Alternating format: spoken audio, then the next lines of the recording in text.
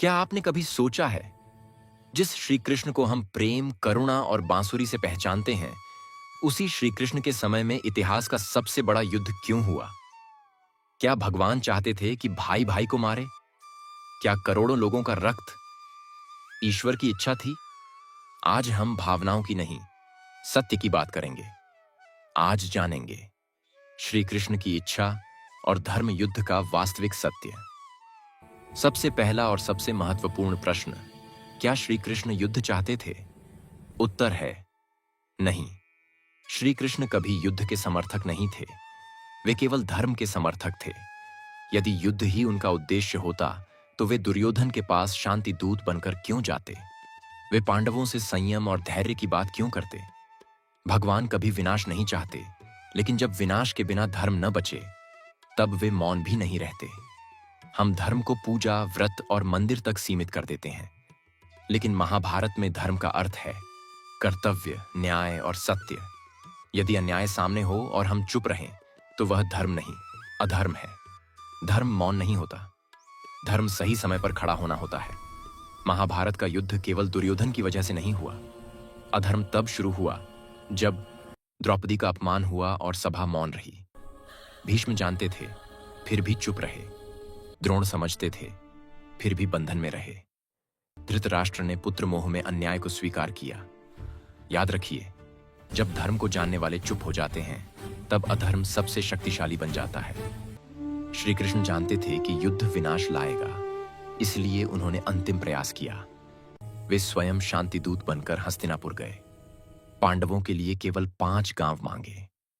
दुर्योधन अपने अहंकार में कहता है, सुई की नोक जितनी भूमि भी नहीं दूंगा। उस क्षण युद्ध का निर्णय नहीं हुआ, उस क्षण धर्म ने शस्त्र उठाने की अनुमति दी। माधव, मैं अपनों को कैसे मारूं? ये विजय किस काम की? इस रक्त से क्या धर्म जन्म लेगा? अर्जुन केवल एक योद्धा नहीं था, वह हर संवेदनशील मनुष्य का प्रतीक था, जो गलत के खिलाफ खड़ा होना चाहता है लेकिन भीतर से टूट जाता है। अर्जुन, तू मार नहीं रहा, तू अपना कर्तव्य निभा रहा है। कर्म कर, फल की आसक्ति छोड़। गीता युद्ध करना नहीं सिखाती, गीता आसक्ति छोड़ना सिखाती है। युद्ध बाहर नहीं, युद्ध भीतर है। श्री कृष्ण स्वयं युद्ध में शस्त्र नहीं उठाते। क्यों? क्योंकि यदि भगवान शस्त्र उठा लें तो मनुष्य का कर्तव्य समाप्त हो जाए। श्री कृष्ण सारथी बने ताकि यह सिखा सकें। ईश्वर मार्ग दिखाता है, कर्म मनुष्य को स्वयं करना पड़ता है। भीष्म महान थे पर प्रतिज्ञा में बंधे थे। द्रोण महान थे पर आड़ में बंधे थे। कर्ण महान थे पर अपमान और अहंकार में बंधे थे।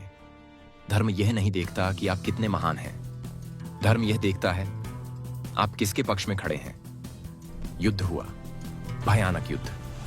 कुरुक्षेत्र रक्त से भर गया और जब युद्ध समाप्त हुआ तो कोई नहीं हंसा।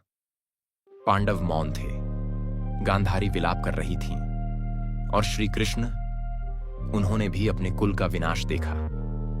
गांधारी ने कांपते स्वर में कृष्ण से कहा, हे माधव, मैंने अपने 100 पुत्र खो दिए। आप जानते थे ये युद्ध कहाँ लेकर जाएगा, फिर भी आप देखते रहे।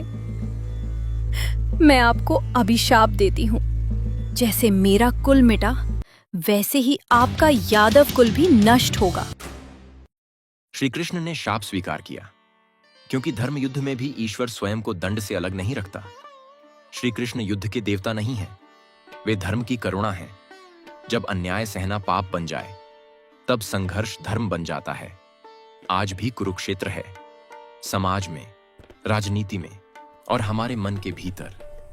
और श्री कृष्ण आज भी सारथी हैं। प्रश्न केवल यह है, क्या हम अर्जुन बनने को तैयार हैं? कुरुक्षेत्र शांत हो चुका था, लेकिन उस शांति में भी सुख नहीं था।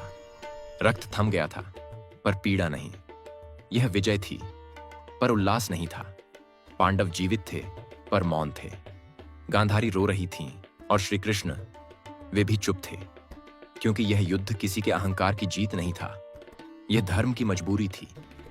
श्री कृष्ण ने कभी युद्ध नहीं चाहा, उन्होंने चाहा कि सत्य बिना रक्त के जीवित रहे। लेकिन जब अधर्म संवाद से इनकार कर दे तब धर्म को शस्त्र उठाने पड़ते हैं। और यही महाभारत का सबसे बड़ा सत्य है। धर्म युद्ध में कोई विजेता नहीं होता, केवल कर्तव्य निभाने वाले होते हैं। श्री कृष्ण आज भी हमें युद्ध करना नहीं सिखाते। वे सिखाते हैं अन्याय सहना धर्म नहीं है और क्रोध में लड़ना भी धर्म नहीं है। धर्म वहां जन्म लेता है जहां विवेक, करुणा और साहस एक साथ खड़े हों। आज भी कुरुक्षेत्र है, हमारे समाज में, हमारे निर्णयों में और हमारे मन के भीतर। और श्री कृष्ण आज भी सारथी हैं। प्रश्न बस इतना है, जब समय आए तो क्या हम भी सत्य के पक्ष में खड़े हो पाएंगे? जहां धर्म खड़ा होता है वहां श्री कृष्ण स्वयं सारथी बन जाते हैं। जय श्री कृष्ण।